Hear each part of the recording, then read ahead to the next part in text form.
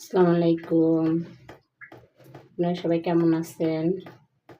এই যে দেখেন আজকে আমি মাছ রান্না করতেছি। এগুলো কি মাছ বলুন তো? আপনাদের কাছে প্রশ্ন রইল। ঠিক আছে?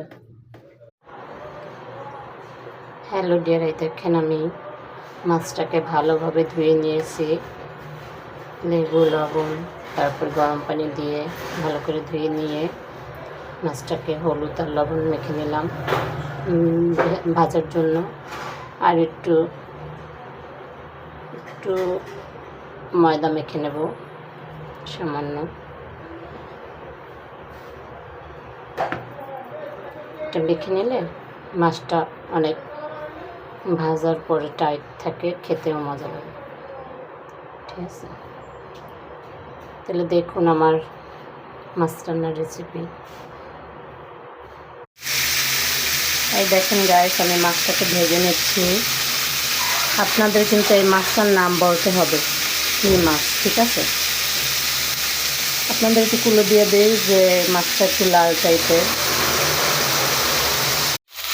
এই দেখুন মাছটাকে আমি ভেজে নিয়েছি এভাবে, ঠিক আছে? এখন আমি ভুনা করব। তাহলে দেখুন,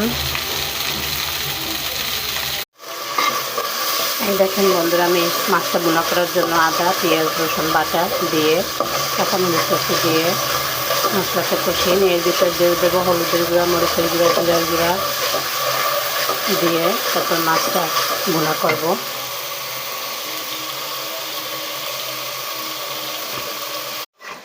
এই যে মশলা কষানো হয়ে গেছে, এখন আমি হলুদ, মরিচের গুঁড়া, তারপরে জিরার গুঁড়া দিয়ে মশলা কষিয়ে নিয়ে এখন আমি মাছটা দিয়ে দেবো এর ভিতরে।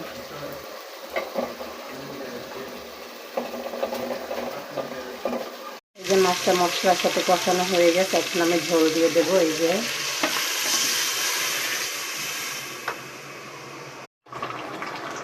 হ্যালো ডিয়ার, এই যে মাছ রান্না করা কমপ্লিট। মাছটা খেতে দারুণ টেস্ট নাকি? আপনাদের মাছের নাম বলতে হবে, ঠিক আছে? এই যে হয়ে গেছে, দেখেন।